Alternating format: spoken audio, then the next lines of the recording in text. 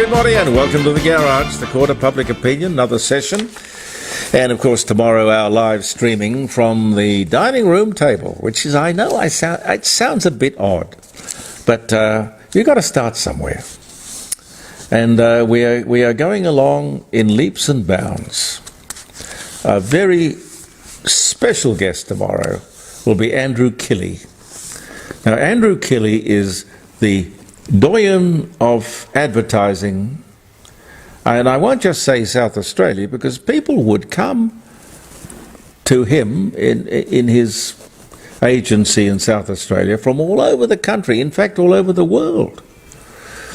A very sought after advertising genius. A lot to talk to him about, and indeed I'd like to know what you think is the best advertising, or the best, well, I think the best advertising in the world, frankly, is called word of mouth. I really believe that. In fact, I registered it. In fact, I think I own it without showing too much hubris. I thought I was very clever doing that. Word of mouth, the best advertising in the world. But there are some fantastic ads that we've all enjoyed. Whether we've actually been motivated to go out and buy anything because of that ad, I don't know.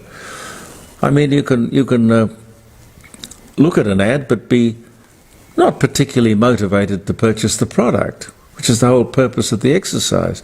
I mean, is a sponsor going to spend all that money to entertain us, or to try and get results for his client? A lot of things to talk to Andrew Killey about. Friday, join us and tell us what you think is the best advertisement you've ever seen. Usually the best are simple. Pete, the best advertising you've seen? Well, I was just trying to think. I remember one that had an army jeep in it. An army jeep? Well, you'd remember that, wouldn't you? Because you like army jeeps, yes. I forgot what they were advertising. Well, that sort of defeats the purpose, doesn't it? No, I think they're advertising jeeps, and they went back to the origins. That's what it was. Yeah. What was that one for Holden cars? Footballs, kangaroos. Meat pies. Yeah. Yeah. Meat pies, football, kangaroos, and Holden cars. Meat pies.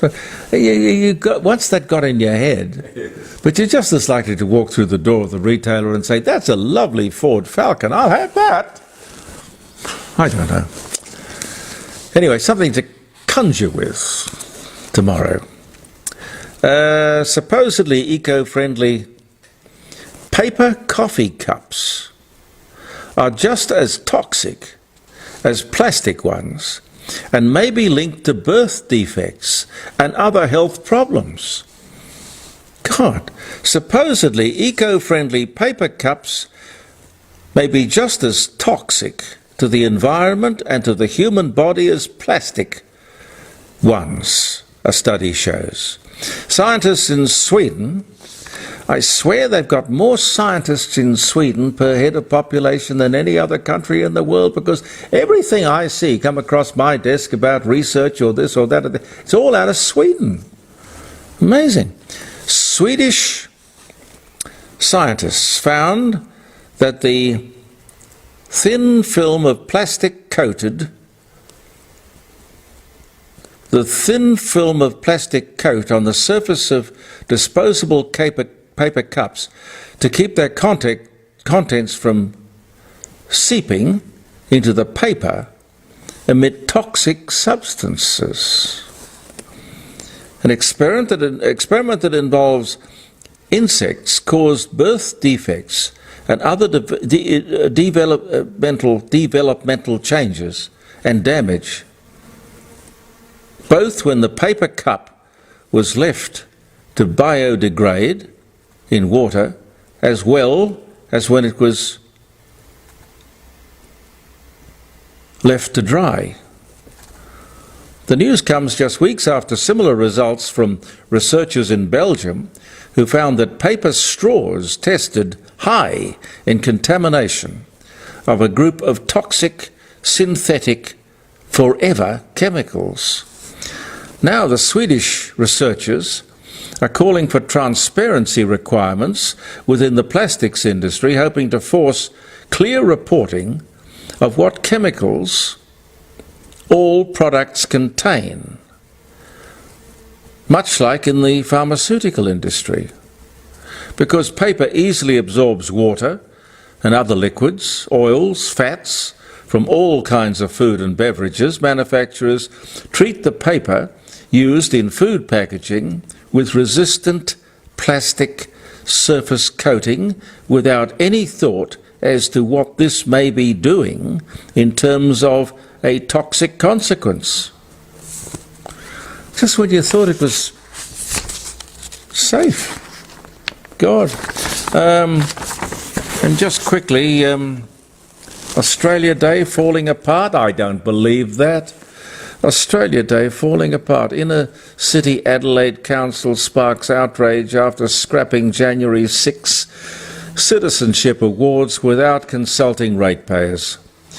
The move to get rid of long-running events has led to a public uproar, with one councillor saying the decision had triggered more emails and phone calls than he could remember on any particular issue or consequence. City of Unley in Adelaide has sparked public outrage by scrapping a long-running Australia Day community event without consulting ratepayers. Now look, just let's get one thing clear here. 26th of January 1788 happened to be when the first fleet arrived, well, firstly in Botany Bay, but found a better harbour in Sydney Cove. That is the truth. The Aboriginals like to call it Invasion Day, or whatever they want to call it. That wasn't the day. No. They arrived on the 20th of January. No, that's true. You're right. They raised a flag on the 26th. They raised the flag. But the invasion was the 20th, I think. There was no invasion. I mean, for God's sake, 46 Marines can't invade and capture a country. Or you're saying something rather terrible about the people who were defending their country. I'm sorry. No, that all of that is irrelevant. The 26th of January, 1949 is what we celebrate. That's why people have their nationalisation ceremonies, because that is the day, the year, that is the commemoration of Australia becoming a nation. There is an Act of Parliament that was passed on the 26th of January 1949. From that time on, we all had an Australian passport instead of an English passport. Australia Day has got nothing to do with the hoisting of that flag. That was a ceremonial thing, a piece of history, yes. But we're talking about something quite different. These people are trying to weaponize nationalism or patriotism. I think we've got to have a really good clean out of these people. I don't know how we get rid of them or how we disarm them. I got no idea. I want to read you this, and I might stumble over a bit of it because I can tell you the print is very small.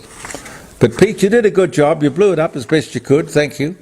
This is from the NIAA document obtained under Freedom of Information, April 2023. It's a remarkable document, and it should put a shiver up your spine.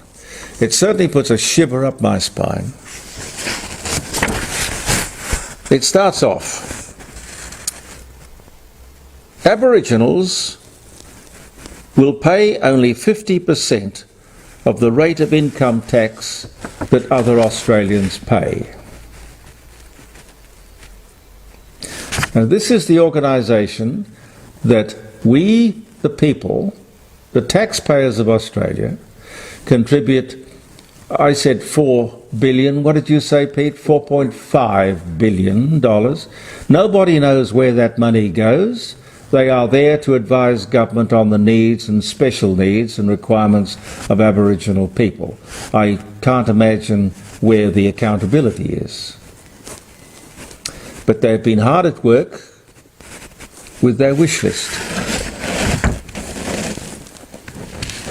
Aboriginal groups will have ownership of the beaches and the national parks, and Aboriginal people or non-Aboriginal people will be charged if they use the beaches and public parks. 10% of all judges, magistrates, police officers, ADF officers, vice-chancellors and ambassadors will be Aboriginal. No entry tests and no fees for Aboriginal people going to university.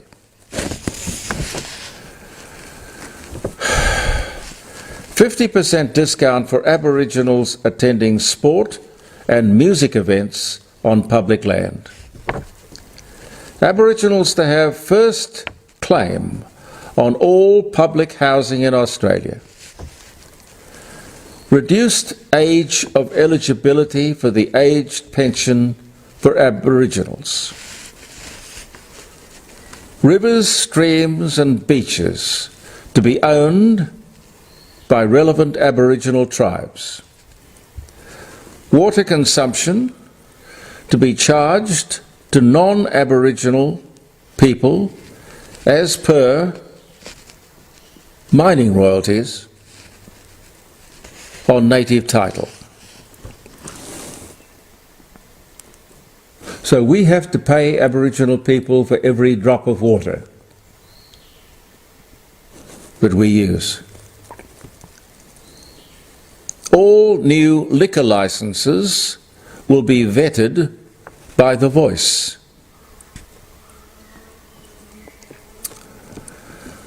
The Voice office will be the same size and will have the same budget as the Department of Prime Minister and Cabinet. My God, they're earning their $4.5 billion, aren't they? Woo. Exclusive sovereignty for Aboriginal and Torres Strait Islanders over all land and waters. Create a new Aboriginal state from land under native title with its own constitution. Well, that's basically saying seize the whole country, I think. A treaty or treaties recognised in the Australian Constitution. Racially exclusive designated sites, or seats, in Parliament reserved only for Aboriginals. Racially exclusive designated seats in Parliament for Aboriginals. Aboriginals to receive a fixed percentage of the Australian gross domestic product and also the gross national product. That's upping the ante. Aboriginals to be exempt from paying land tax. Funding for The Voice to Parliament to be generated from a percentage of land and water taxes. Funding for Aboriginal bodies and programs to be linked to reparations for theft of land.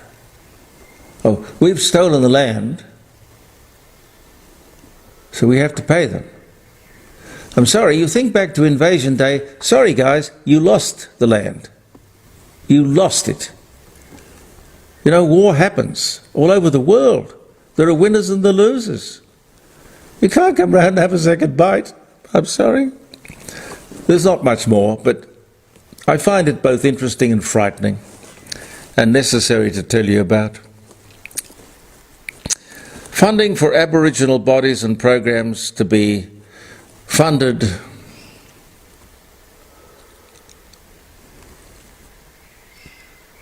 to reparations for the theft of land. Yes, I told you that. Okay. Creation of a black parliament. That's a new one, haven't heard that. Creation of a black parliament. A race-based rent tax from an open checkbook. Don't know what that means. Well, homeowners pay tax.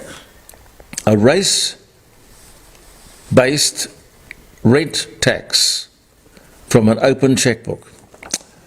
A race-based inherent rights for Aboriginal people in the Australian Constitution. Remaining cities, towns and landmarks after Aboriginal Torres Strait Islanders must be renamed. They want to rename every city and suburb in the whole country. Well, I suppose they are earning their $4.5 billion sitting down doing this. The creation of sovereign wealth exclusively for Aboriginals. Australian taxpayers to fund the preservation of Aboriginal languages. How in God's name do you do that? I mean, there's no written Aboriginal language. They're all 400 different spoken languages. There's no written Aboriginal language. Changing the Australian flag because it symbolises the injustices of colonisation. I would say, suck it up, sunshine. That's the world. Tearing down statues of white explorers. Enshrining Aboriginal traditional ways of life in the Constitution. How are you going to do that? You don't have a written language. How are you going to do that? Enshrining Aboriginal traditional ways in the Constitution. Changing the curriculum in all schools for non-Indigenous Australians. Decolonising Australia. Decolonising. No, it's not colonising. Oh, maybe it is, yeah. Very hard to read, Pete. Decolonising Australia. Good luck with that. Well, it means kicking us all out. Well, I guess that's right, isn't it? Yeah. Then who the hell is going to pay you all this money? I don't get it. I mean, Aboriginals contribute 0.04% of GDP. How would Aboriginals be able to create the wealth that they now enjoy if these white buggers weren't producing it for you? Well, have a look at Africa. That's what happens. Well, that's well, a good point, Pete. Have a look at Africa. Have a look at Africa. Basket case from one end of the country to the other. And I think there's one more. Fee-free access for Aboriginals to all sport and recreation, including free sporting equipment. Isn't that wonderful? Isn't that wonderful? Anyway, look, I think we have a one-off opportunity to try and bring some sense, because this is not what the average Aboriginal person is on about. These are the activists, I'm sure. These are the people who certainly don't wish good and wish prosperity and will upon Aboriginal people. I find it incredible that they've managed to suck this government and advertising agencies and media and journalists and politicians and businessmen into this crap. And the ABC. Of course the ABC is a leading activist in all of this. Anyway, I will leave you with some dates and look forward to talking to you tomorrow at the dining room table. September 14, September the 14th, 2022. The procession of Queen Elizabeth's coffin from Buckingham Palace to the Palace of Westminster to lie in state, with queues of people paying respect, forming 2.4 miles, people standing, waiting to pay their respects. 1958, IBM introduces the RAMAC 507, the first commercial computer with a hard drive that uses magnetic disk storage. It weighed a ton. Wow, and you probably got that in a mobile phone today. Amazing. Dom Perignon, 1715, French Benedictine monk who helped improve the quality of champagne, dies at the age of 76 with a broad smile on his face. 1939, the world's first practical helicopter, which was the VS-300 designed by Igor Sikorsky. It was tethered, but it did take flight in Connecticut on this day in 1939. And they had helicopters in the Second World War, so they got that developed pretty quickly. Grace Kelly, American actress, Rear Window, the Princess of Monaco, dies in a car crash at 52. That was 1982. 1948, groundbreaking ceremony for the UN World Headquarters in New York. Rockefeller gave them the land. Big mistake. God, John Rockefeller. Oh, God. That was 1948. They've just been ranting and raving about climate change and saying, the sky's going to fall in. It's the end of the world as we know it. These bloody stupid people for which we pay, I think it's about $100 million a year to belong to that useless outfit, the United Nations. Anyway, maybe we can talk about that on Friday, tomorrow. The Great Fire of Moscow begins as Napoleon approaches the city and retreating Russians burn it. The fire continues to burn for 5 days. That was 1812. I think that goes along with the 1812 overture, doesn't it, Pete? Well, I'm not sure, Jeremy. The 1812 overture. I'm sure I know. I do love it. Yeah, I think that was something to do with the burning of Moscow.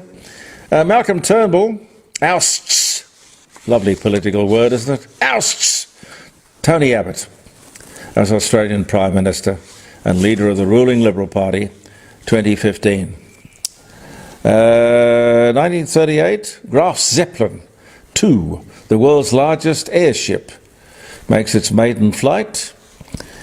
American actress Janet Leigh, 35, divorces American actor Tony Curtis, 37, after 10 years of marriage. That was 62. Sam Neill, New Zealand actor, born 1947. Isadora Duncan, American. Well, she was kind of like a free, interpretive spirit dancer. Dies at 50. She got her scarf entangled in the wire wheels of a Bucati. I suppose there are probably very few more glamorous ways to go, but I don't know. Isadora Duncan. That was 1927. Karl Marx publishes Das Kapital, Volume 1, his theory of the capitalist system and how it was doomed to destroy itself, 1867. I should introduce you to the NIAA people. Thank you. I think you guys would get on together. I do. Carl, you're just a bit ahead of your time there, I think. Yeah. John Harvard, English clergyman and benefactor, Harvard College, dies at the age of 30, but the year was 1638. I'll give you one more. 1942, US Navy Admiral Chester Nimitz presents the first Medal of Honor for courage and valour beyond the call of duty. This was awarded for this guy during the attack on Pearl Harbor. It was awarded to sailor John William Finn. And that took place in Pearl Harbor aboard USS Enterprise. Anyway, some of the things for which we remember today. Hope you've had a good week. And the week's not over. We've still got tomorrow. Live streaming, ladies and gentlemen. JeremyCordeaux.com, 3 hours from 9 o'clock. Got to set the alarm, Pete. Set the alarm, and I will be there with bells on, and I hope you will be too. Andrew Killey, special guest, advertising guru, and all sorts of interesting people coming on the show. Thank you for viewing the Court of Public Opinion from the garage and the Facebook page and the iPod. Believe in yourself. Pete and I will be back next week, but live streaming tomorrow. Bye for now.